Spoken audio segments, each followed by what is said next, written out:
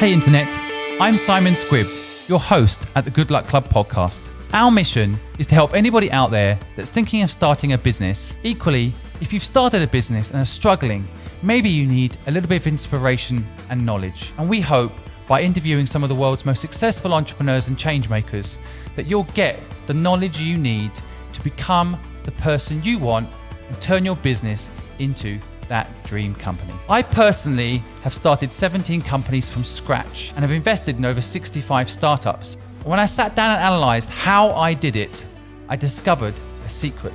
It was all luck. I'm here to tell you, in my opinion, without luck, it ain't gonna work. Each week, I will discuss with my guests this theory and see if luck is a skill as I feel it is. I hope you enjoy our episode this week. So welcome to the Good Luck Club podcast. I'm your host, Simon Squibb. My guest today is Angie Lau. Angie is the founder and CEO of Forkast News. Angie, welcome. Thank you, Simon. It's great to be here. Thanks for sharing your audience with me. Well, it's an honor to have you. Well, I'd like to ask if it's possible for you perhaps to start off by telling our audience a little bit about you. Well, thank you, everyone. And thank you, Simon, for having me on the show. I'm Angie Lau. I am a longtime veteran journalism veteran. And I spent the past 20 years telling stories, telling your stories, telling the world's stories, telling the stories of the community. My heart is in journalism, but I think truly what I know my role to be in this world is to share my voice, to share the vision, the perspective, and to honor the stories that matter to our greater understanding of the world. In that way, I have grown up in a very traditional environment as a broadcast journalist, as a anchor. The last significant role that I had before this most significant role that I hold right now is former Bloomberg television anchor in Asia, and leading my own show and sharing that conversation with 350 million people around the world. I take that and now I realize that that experience is exactly what led me to here. And the only person that was in my way was myself. And when I stepped out of my way, I rose to this position now that I accept with full responsibility and with great responsibility as CEO and founder of Forkast News. We are an online digital news publication that focuses on the story of technology, and not technology for technology's sake, but through its impact on business, on economics, on society, on geopolitics. And so what Forkast News does is cover blockchain, cryptocurrency, and emerging technologies like AI, IoT, 5G, all of the things, all of the tools that really are shaping our future right now. One thing that really drove me to start Forkast was as a mother who was really inspired to claim this role when I became a new mother, and just recognizing the world will look extraordinarily different for my little boy than it will ever be for me. And my fear that if you don't understand the future, you will never see your place in it. And so if I can, in my own small way, in this role right now, help people around the globe not only understand the technology that is shaping the world, but also to lean in and to start seeing and being inspired by seizing new roles and seizing new definitions of self, then we will have done our job. So here I am. Exciting, and I think it's a very exciting thing that you're doing as well. It's interesting how children inspire you to go in a new direction sometimes. Was it, how old is your son? He's 3 now. Yeah. Also coming up to 3. I also, I guess you have a whole new view on the world when a child comes into your life, right? So it's. Well, you know what it is, Simon? I think it just shakes you out of your matrix. I think, pre-child, I was very settled in the redundancy and the repetition of my role and of life. It was very defined for a long time. And it takes a moment, and sometimes for other people, it can be a child. For other people, it could be a trauma. For other people, it can be unexpected change. Whatever it is, whatever that moment is for us, is that it shakes us out of our comfort zone and it shakes us out of our matrix. And for me, I always actively sought to shake myself out of a career comfort zone. I mean, that's how I was able to grow and develop my career. And that is definitely part of that traditional aspect of success. And I apply that same rule to today. It really is challenging yourself to always think of not what's comfortable, but how can we change it to be better? I think children sometimes, absolutely, he shook me out of my matrix. And I saw a world that looked enormously different than the one that I was living in before. I think it's an interesting kind of what life does. It's by the way, I must admit, I've interviewed quite a lot of people, but I was nervous about interviewing you because this is what you did for a living for so long. I literally saw you on TV every single day. So, when I start interrupting you when you're finishing off a sentence, I already know that I've got some things to learn about being a host. But that aside, I really feel like your journey is one I want the audience to understand. So maybe we can go back a bit. I mean, you of course, when you were at Bloomberg, you were there for 10 years, right? Mm-hmm. I was. How did it play out? Before Bloomberg, just going back a step, what did you do before Bloomberg? Well, I always had this goal to be that visual storyteller. I, at 16, didn't know what I wanted to do with the rest of my life and felt so pressured into having to make that decision, as we all do, or we all have to.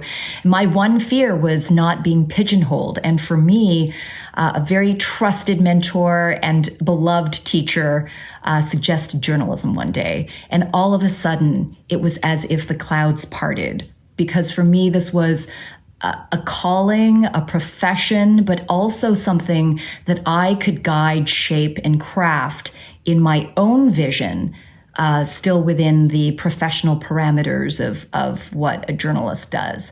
If I wanted to, travel, maybe I could be a travel journalist, or science, that I could dive deep into science and help explain it. I think this role and this calling was really crafted at a young age. I was born in Hong Kong, but my family moved us to Canada when I was 2 years old. And I talk about it in my TEDx speech. That's floating around somewhere on YouTube. I'll put it in the comments of this podcast so people can watch it. Oh, thank you. But so that gives you a little bit of context. But it really was recognizing that, when you look to your parents, you expect them to know everything. And very quickly, we just all realized that we're learning together. That was an enormous gift for my parents. And it was an enormous gift for my sister and I, because it empowered us to seize the moment and not outsource or default to two people's perspectives only, that we really had ownership in learning as well about our new world, our new environment. And in that way, sometimes I would come home and I'd learn new things, I'd learn new nuances about our neighborhood or our community that my parents had no idea about, and the pride that a young child feels to contribute to the family brain trust. That was very empowering. And I realized as well that, as we all do at some point, but when you don't know, you become very vulnerable. And I saw that time and time again.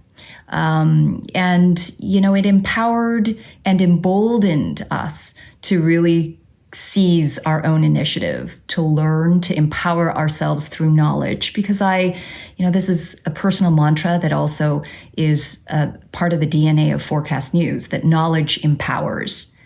And that's really the calling in which I find myself. And so it's a long answer to a very great short question that demanded a little bit more brevity.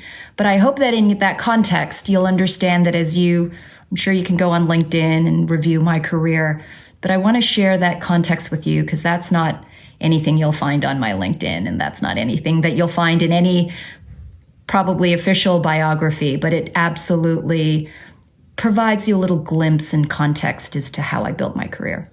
So you grew up in Canada, right? Mm-hmm. And what age did you get inspired by the whole concept of being in media? What was that turning point? I actually have no idea. But I also know that I was a voracious reader and I was curious about the world. And if there is one thing that is a common trait in all of us journalists, is that you're insanely and passionately curious, to the point of sometimes self-preservation, questioning self-preservation. But that's our calling. And so I was always very curious, and I was always enthralled with stories and other people's stories. And I always wanted to know why things were, how they were interconnected. I always was very curious about that. But it really wasn't until age 16 when I had to pick a major, pick something that would define me for the rest of my life. I probably picked the most non-definitive role I could think of, or that was presented to me, that this was something that I could shape, but something that was so much in keeping with what I've always found interesting, even as a young child. So when you left university, did you go straight into working at Bloomberg, or what was the steps? Oh, no. I moved across the country. I was an intern at one of the most respected newsrooms in the country. They had recruited, they were recruiting out of Toronto, and this is on the West Coast. And I was lucky enough to be one of the few that won that internship. That internship turned into a role. And that role turned into me essentially creating my own opportunities, and then seizing the opportunities as they came, and not letting the failures or the unexpected disappointments get in the way. I simply saw what I wanted to achieve, which was to tell those powerful stories, and to be able to share those stories with an audience. So I was one of the very lucky few coming out of Ryerson to have essentially scored a broadcast job.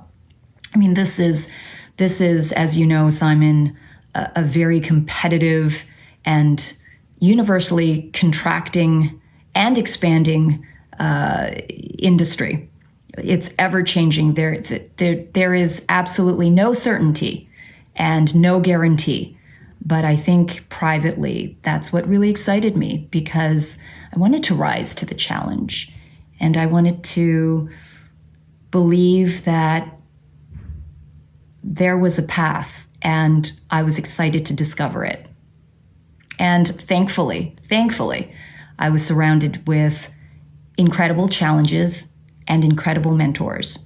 And I have always taken the attitude that I don't know everything. And in fact, I'm always learning. But that in itself is a strength that will guide anyone to any career, and in fact, to lead any startup. It's interesting you mentioned mentors, just thinking about the listeners out there that are thinking of getting a mentor. Do you have any tips on that process? Is there any, how did you determine your mentors? How did they help you? Oh my goodness. I don't want you to think, I don't want anybody to think about getting a mentor. If you really open your eyes and you open your heart and you put aside your ego, you will realize that you are surrounded by mentors. You are surrounded by mentors. And in fact, they're probably waiting outside your door if you were thinking about it. That door must always be open. I think part of it is letting those defenses down, letting the vulnerability be exposed, and being open to the gift that is surrounding you. You may not see it, but I think if you put yourself down, put those walls down, and stop thinking about it so hard, you'll realize that, my goodness, the mentors are all around you. And in fact, sometimes they are just from errant conversations from people who aren't always in your life, but they share a moment of their time with you as you share. If you're vulnerable enough to share something very intimate and seek wisdom and advice and be open to hearing it, sometimes it's just one observation or one thread of a conversation that will trigger a different way of thinking for you. And then you might not ever see that person again. That person has been a mentor to you, whether they knew it or not. And then obviously for deeper relationships, you'll start noticing the people who just show up, who resonate with what you're doing, how you are, what you're saying, and what you believe in. And that trust and that conversation will deepen. You'll find yourself attracted to or thinking about asking them when you're in a situation. And those people never need to be asked to be mentors. They've already shown up for you.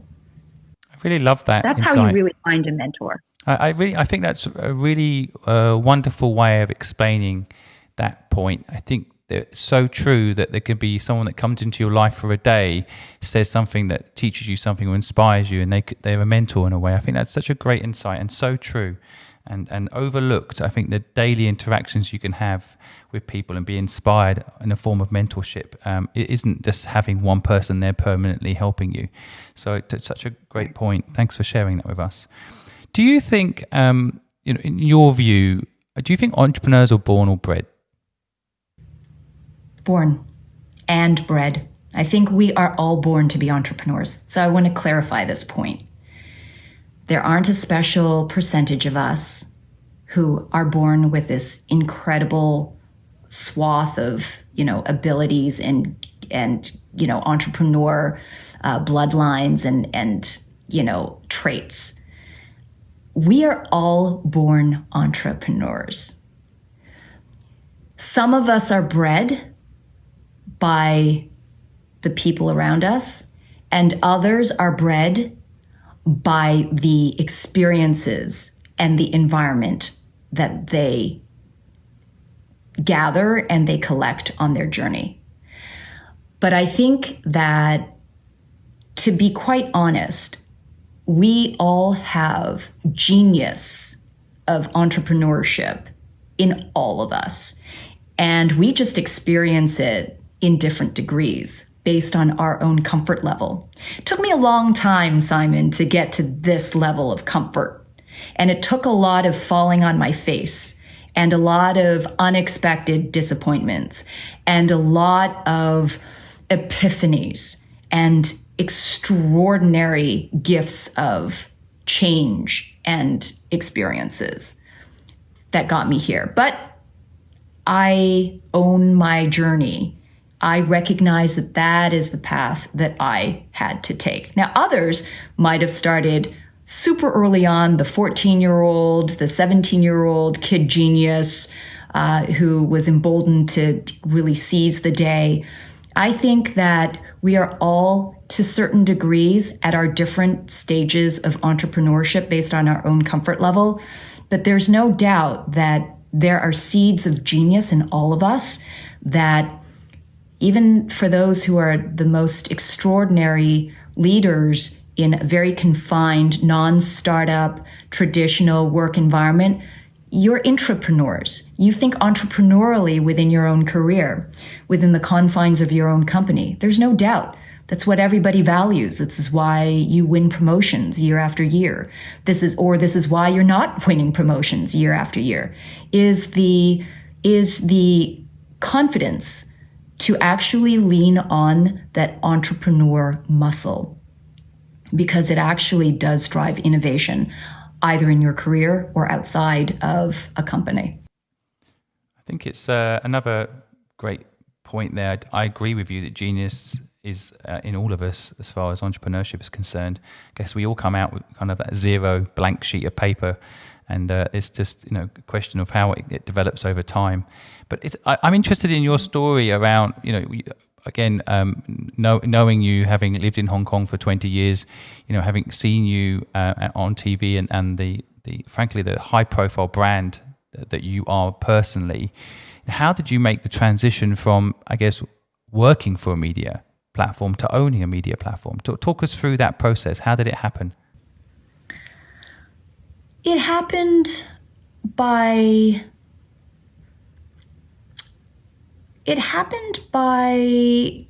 the birth of my son, I really would say. That really shook me out of the matrix. I think as you take a look around in the media landscape right now, this has never been a healthy industry. Far from it. My entire career in media has always been of contraction, of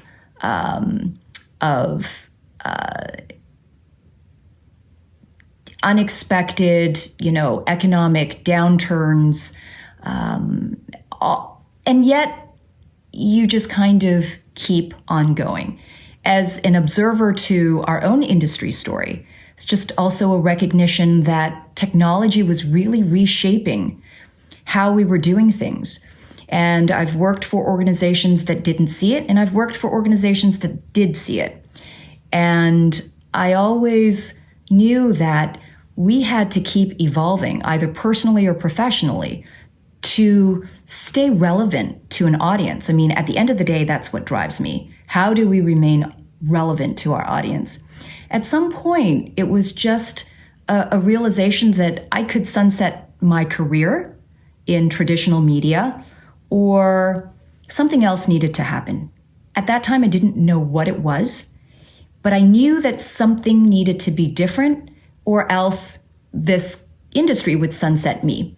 And I wouldn't necessarily say that it was fear-driven, because it was really inspired. It was really inspired by, well, you know what?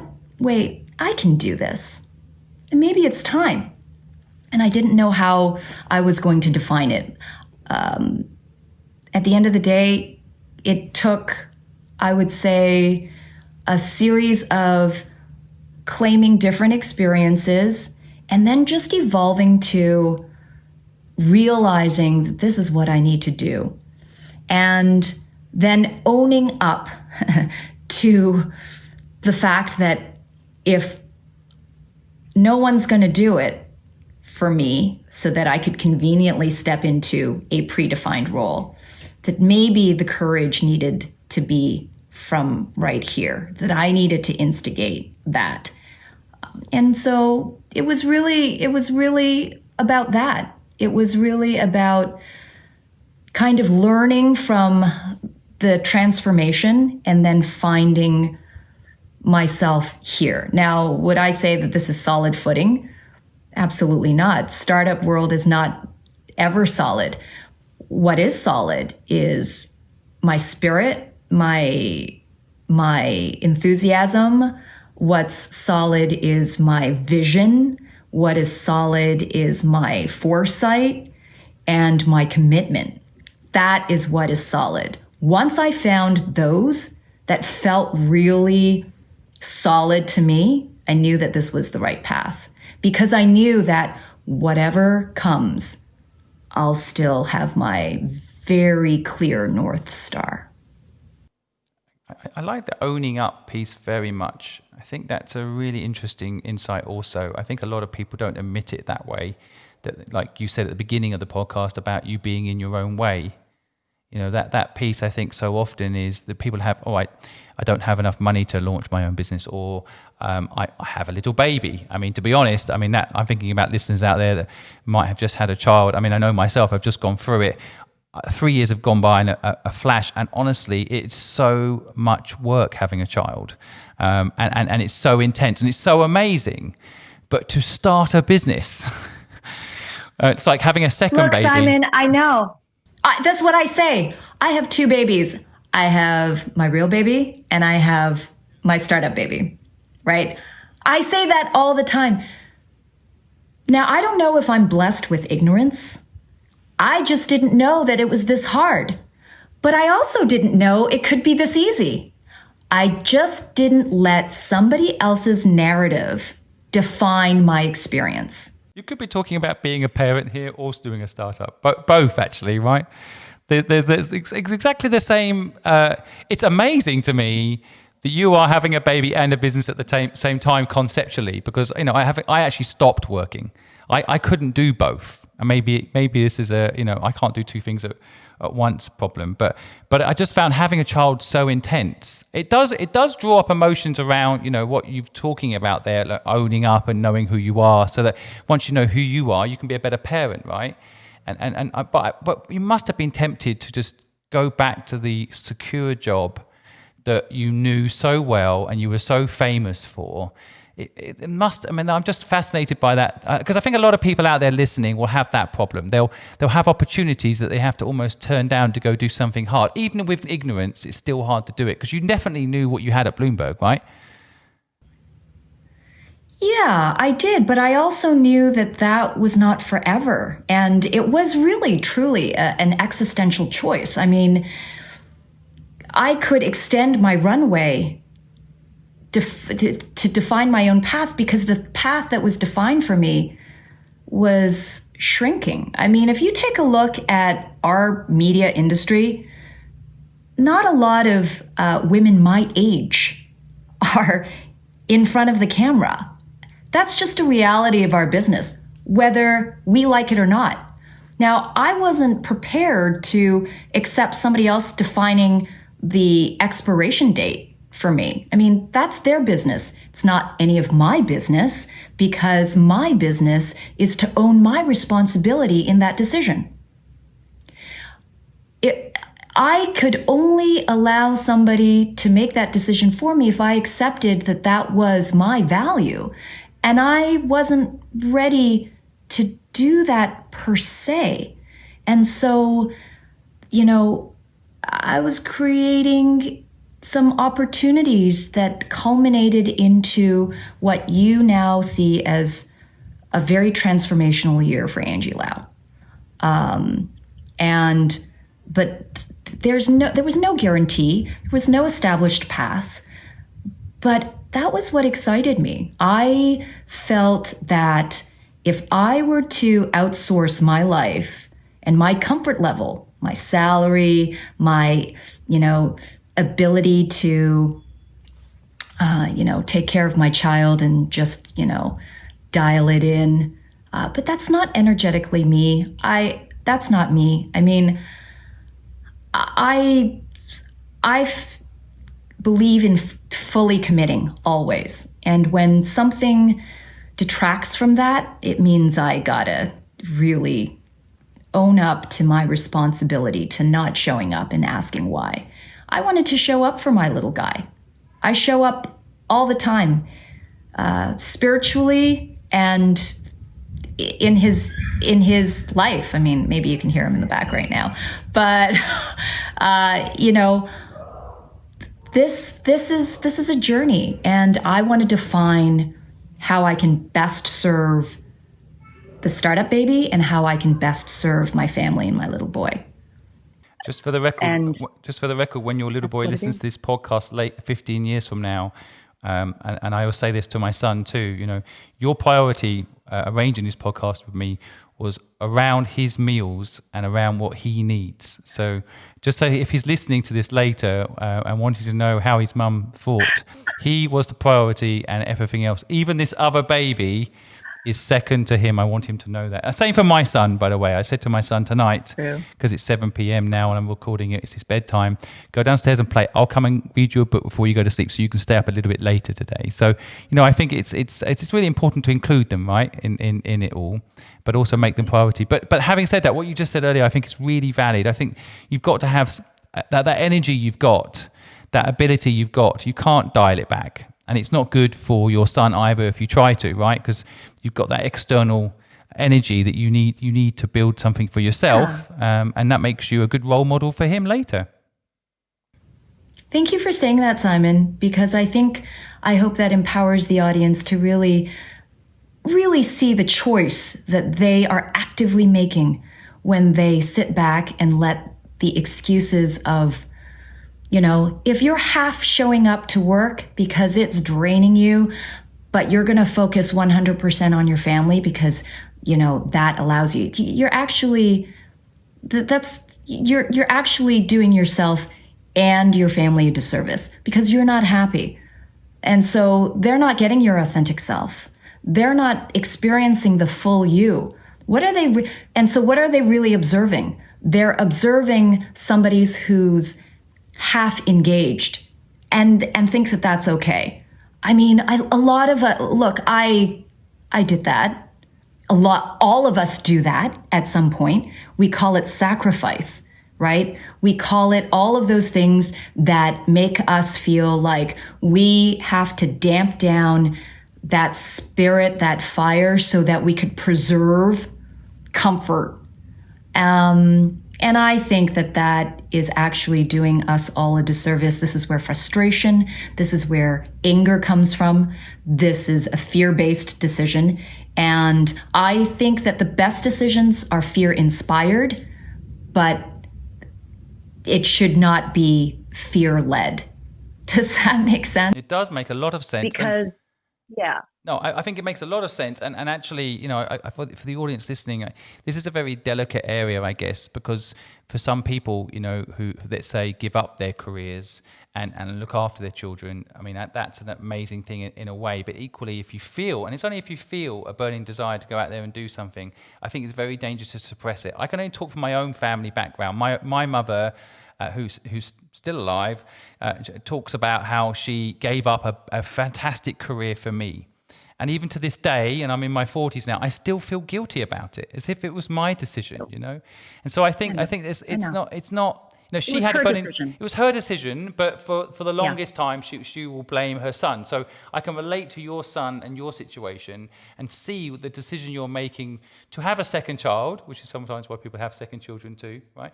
It's sometimes good for the child to see that there's a bigger world out there, and his mummy's making an impact in that world and making a difference in that world, and feels passionate about something, and that ultimately will allow him to feel freer in a way, right? Like he's not obligated to you because you gave up everything just for him, right?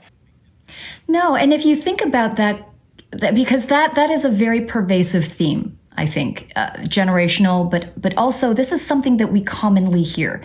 But I think for any parent who actually says that, first of all, stop.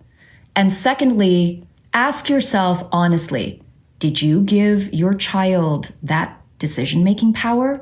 Because if you're going to equally place that much responsibility and emotion based on a decision that you singularly made without having asked your child, if she asked you, Simon, now, let's say that we could be in a time capsule or a time machine, and she could talk to the adult you now and say, hey, I have a chance. Should I continue my career or take care of you? Not as a child, because every child will say, I want you to stay home and be with me. Of course, right? What would you say now as a fully formed human being who has the ability to go back in time? What would you say, Simon? I knew you'd end up interviewing me. I knew it was going to happen. You just got that skill. You can't help it.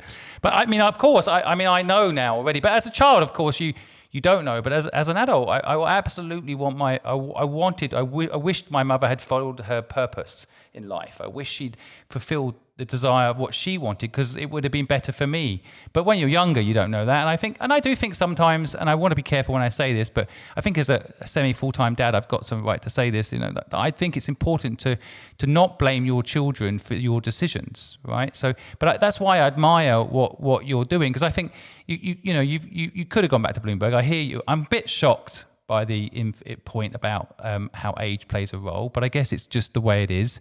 But I'm a bit shocked. Does it? I mean, this is the media industry that we're talking about. Yeah, I know. So. I mean, as you say, I realize it's true. I think a lot of audience, especially those that have seen you in action, your skill is way beyond your looks. Your skill is your ability to interview people and get insights and knowledge from people like I've never seen. So it's a shame that the industry is the way it is. That also comes with... And sure, you could say that, or you could say we age out, or you could say we price out. We price ourselves out of the market. Whatever you want to call it. At the end of the day, there is a cap to. There's an economics to the media industry. The economic model of media at the moment is broken. The monetization model has been broken. And what you're seeing is a de-evolution of even the content that you're seeing, the ad-driven editorials that where, it's clickbait. So the maximum number of eyes for the least substantive or clickbaity I hate that culture. Content. Yeah, it's not about quality content. It's about getting the clicks, right? So you can get the ad revenue. Yeah, I hear you totally. I just find it fascinating, though. Well, your whole journey is fascinating. But I think what made you come up with this idea? When I'm on your newsletters, for example, and anyone who doesn't know what Forkast is doing, you can click on the link down below, and I suggest you sign up to the newsletter if you want to get educated about blockchain and everything in between. You need to sign up to the newsletter of Angie's company. But it's very intellectual. It's very interesting. How did you come about with this idea? It was simply a personal frustration. I was looking for some really great substantive content, something that was intelligent, something that was that matched my level of expectation of journalism, of content, all of this stuff. And I didn't see it. I couldn't find it. There are two extremes. When I realized that there was enormous white space for me to define what Forkast News could be to an increasing number of people, it was a polar spectrum at the time. One were a handful of crypto-driven news, very crypto enthusiast, very insider, very specific to cryptocurrency. And I was very interested in learning about the technology. I mean, the technology was reshaping industries. And, I saw the impact that it was having in the financial industry. I saw the immediate impact that it could have on B2B and B2C from the consumer side, and what it could empower the individual to do, which is seize ownership of their data, of their finances, by making business relationships between peer-to-peer completely frictionless and seamless, potentially. And I was looking for more of this information. I knew that, obviously, coming from my role as a Bloomberg anchor, I know my audience very well, and I was expecting that this would be out there. I knew that editorially that wasn't necessarily something that was of interest from this point of view, from a Bloomberg perspective. I think that has evolved. I think that that is evolving. But on the mainstream side, it was also just covering two types of stories, which is the price of cryptocurrency movements up or down and scams. And there was no real, honest coverage of, because it requires a lot of expertise, and it also requires a lot of understanding. Now, I find myself in a very particular role as translator. I have the ability to deep dive and understand the experts enough to translate what they're saying to a broader audience. That is my skill in life. I explain complex things simply. I make somewhat, eye-rolling, boring things seem somewhat interesting. Okay, those are my two skills in life. But for blockchain and technology and emerging technologies, these are actually really two big skills to have, because it requires the confidence to admit that you don't know anything. And then it requires the confidence to know that, but I'm a good student and I ask good questions and I always advocate for the audience. That is very clear to me. I'm very clear on what I do every day. It's been clear to me from day one. When people used to ask me, hey, what does an anchor do? When I was at Bloomberg, what does an anchor do? I mean, I could have given a very perfunctory, Oxford Dictionary kind of description. My description of my role was always to see it clearly as being an advocate for the audience. That's what I do. I continue to advocate for the audience. I ask those questions that either you're afraid to ask, you didn't know to ask, but you're dying to ask. I ask all of those questions. It's not about me. I can look as stupid as you think I am. But if from asking that question or challenging from a certain perspective only to be corrected, in that conversation comes learning from either myself and or you as an audience witnessing that. That's really, I think, the real definition of anchor, of journalist, of editor-in-chief. That's my definition. And I think the strength in what you see, Simon, is that I think you feel that too. It's not intimidating. It's highly engaging. It's intelligent. It doesn't dumb down, but it does simplify when it needs to. But it always assumes that we know more together. Yeah, that's what I love about the content you're putting out, because I'm also interested in cryptocurrency, but I haven't always got the time to go deep and study and sieve through, like you say, the technical jargon. And I feel like it's translated into an easy to digest format. And I'm not saying I'm a genius, but I'm not stupid either. But I do find the whole world quite complicated. So it's nice to have content coming into my inbox that actually I can understand what's going on out there and then apply it to my business or understand how it's going to affect my business. And so it's actually genius. Now for my audience, and by the way, in case I forget to say, I think there's a second business where you could teach people like me to be anchors, because I actually love your description. I am actually trying to do the same. I'm trying to ask questions that people are interested in about people that ultimately people out there want to know so that they can learn from it. So a question I want to ask you in that vein is, how did you get the business? By the way, Simon, you're doing a great job. Oh, thanks very much. Yeah, we'll let the audience decide later when they give me thumbs up or thumbs down. But for our audience, I know there's always these questions I get asked around how to actually start a business. Even if you've got a good idea, what's the process? So what was your process? How did you begin to build this business out? What did you do first, 2 or 3 steps, for example? Okay, well, first you have to figure out, oh my gosh, there's so much stuff. I'll simplify it like this. You just have to decide.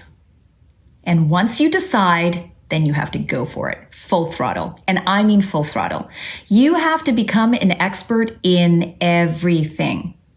Now, you may not like being an expert in certain things, and that's where you start your HR internal policy, where you start looking for the people who are really super excited about being experts and owning that vertical that you're less excited about. Now, I don't want to say that you can outsource. That's always very dangerous. You have to know as much as. But as you increasingly trust the person that you find as a co-founder or on your team, you can lever down as much as that person gears up. And you must always be responsible for the vision. And so you'll find yourself really owning some things that you're super excited about. So if you're an extrovert, of which I am not, by the way, if you are an extrovert, There are certain skills that you just feel really comfortable in. If you are an introvert, you have to learn to do things a little bit differently that is true to your style and your speed. And I think that as you put your team together, always default to people who speak your language, that alignment that you have, that ease of comfort and working relationship that you have. But most of all, trust comes, but also trust is a little instinctive. Some people have better trust instincts. I would say that my trust instinct is okay, but I trust a lot of people until I can't, but then I quickly realize I can't, but I always default to the benefit of trust. And I think that, some people will rise to your level of expectation and surpass it, and then other people won't ever reach it. And then you'll know what to do. That's also in your HR policy handbook, your internal one that you're now crafting in your head, right? You're the culture, you're the vision, and you're the person who's guiding the startup. So if it requires you to go out, get that business registration, open that bank account, start making it official, get a website together, start creating your brand, print those business cards, and start talking your business. You are creating your business from nothing. That means you are the only author at the moment for what you envision to have this business be in 5 to 10 years.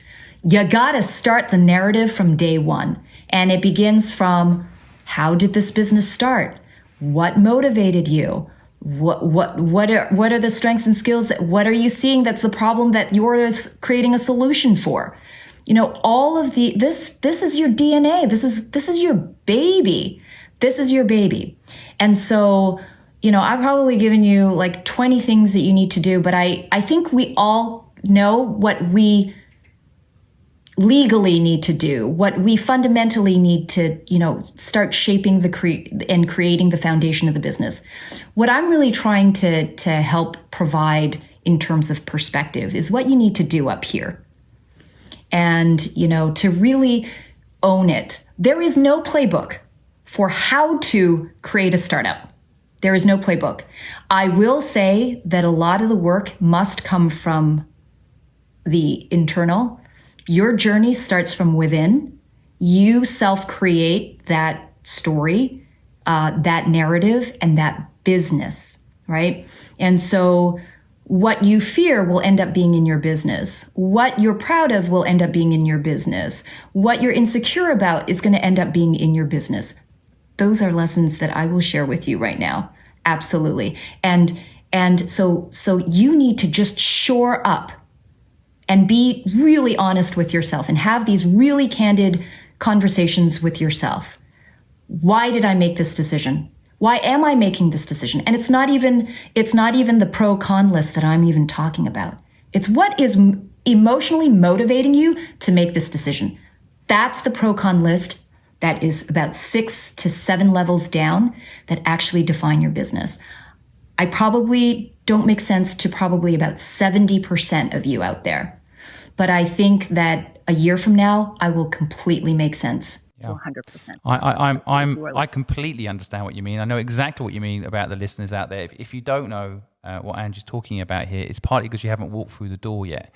There is an element of committing to the process and then, frankly, learning on the job. Because as Angie's saying, there is no blueprint. I think that's so true. It's a shame that Nike's trademark "just do it," because I think that very, very relevant. I'm not sure we're allowed to use it, but it is an element of just do it, isn't it? And I think what you're talking about there too, I want the listeners to pick up on this, is internal validation is so important, because what will happen, I'm sure you had this, Angie, when you decided to do it and you go out there and tell people, there will be even people that love you and care for you will tell you it's a bad idea, because they might not necessarily have the same conviction. So you've got to decide yourself before you get external validation. So many people spend so long getting external validation, they end up not doing it, right? That's pretty much 90% of most people's experience, including the mother who loves you dearly. And God bless her, she thinks she's doing you a favor. And you are not doing yourself a favor if you listen to the external validation of what you know to be true or not true. When you decide to listen to others, you can never start a startup. Sorry. You've made that decision to listen to others. Other people are defining your vision. Other people are defining your decision making. They're defining it. And if you let other external validation rule your roost,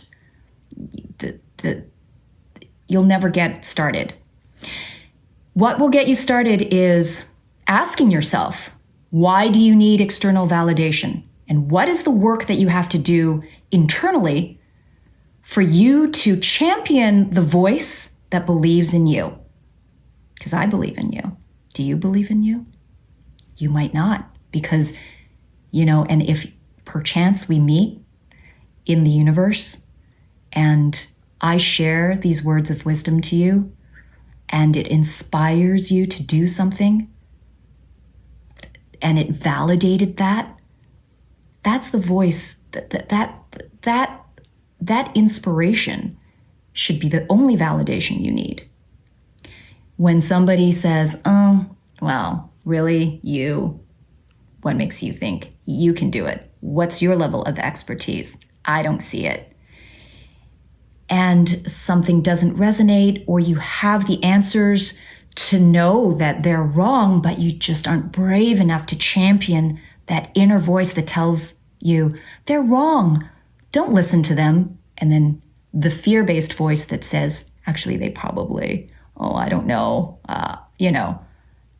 You get to decide which voice you listen to. That's really the work. That's the real work in entrepreneurship. Yeah, I every totally level. Agree. I totally every agree. level. The conviction piece, the whole go and do it no matter what people say and what people think. And interesting enough, most of the time people aren't as blunt as you just mentioned. People don't tell you couldn't do it. They just kind of subconsciously kind of look at you and tell you things about what it won't work, it will work. I mean, it really doesn't matter. It's about what you want to be doing with your life, isn't it? And I think that's what's so interesting about what you're doing. I can see the passion. I can see the quality. I mean, your ability comes through in the content, but I do think that conviction, and I'm still interested. I kind of want to understand why this idea for you, of all the things that you could do next. Why this idea? I have to, credit my little boy. I see a future that is inexplicable, that is undefined, that is obtuse, opaque. And if COVID doesn't wake us all up to that realization, I don't know what will. The future is undefined, and I simply wanted to make sure that for our generation and the ones that follow, that we will feel inspired and empowered by the tools that humankind has given us. That if we can embrace building and innovation and expansion and growth and all of those wonderful things that we do as humans, individually and collectively, then we've got to do it. All I know how to do is share knowledge and tell stories that inspire you, that educate you, that help you see a future that I hope that you'll want to be part of. That's really why I embraced technology. I embrace it because I think it is a brilliant metaphor for something that I embrace in life, which is change.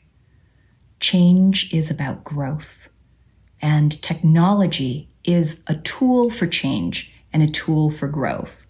And I felt that if more of us can understand it, and if I could play a role in that, then it will serve us all well. In my little way, it will serve us all well. I agree. And there's 2 points I want to mention on a personal level. Actually, I'm doing the podcast for my son in a similar way. I feel I didn't grow up. My father died when I was 15 years old. I never got his knowledge downloaded. So I always wanted to capture other people's knowledge so that their children can listen to it later. And I also feel like there's what you're talking about here as well. There is a very different future coming down the line for our children. And if we don't get to grips with things like blockchain and understand them now, what we'll be developing for our children may or may not help them later. It might leave the world a worse place than we found it for them.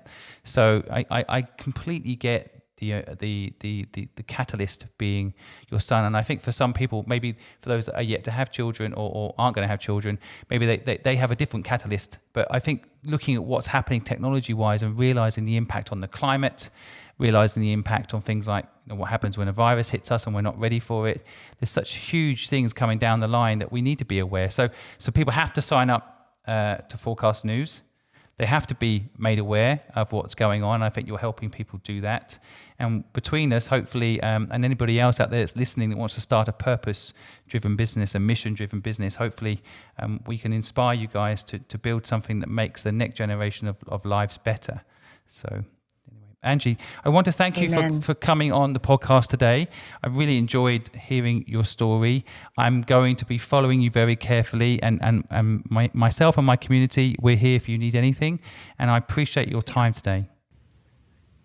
Thank you. And one last note, Simon, you did a fantastic job. I am happy to sit here all day to be interviewed by you. But more important, I just really want to thank you on behalf of the audience, of which I am as well, and a fan, that this is a really great platform, a coming together, and it is a community. You know, we may not know each other in this community, each and every one of us, but I think we're all brothers and sisters in this journey together, and it is just such a privilege to share this conversation with you today. So thank you. Angie, thank you for taking time out. I know you've got to go now and look after your son and feed him. So I know he'll listen to this podcast one day. He will listen one day. And I want him to know just how much you love him and how much time we spent coordinating times to fit around his needs. So you're a wonderful mother and a talented business person. And thank you again for joining the podcast show today. Thank you, Simon. Thank you for listening to the Good Luck Club podcast. We know you have thousands of podcasts you could be listening to, and you've chosen us. We, of course, feel lucky. If you want to hear more, please go to thegoodluckpod.com or go to any of our social media pages and share with us your views, your insights, and any way that we can improve what we're doing to make it a better experience for you. We wish you the best of luck.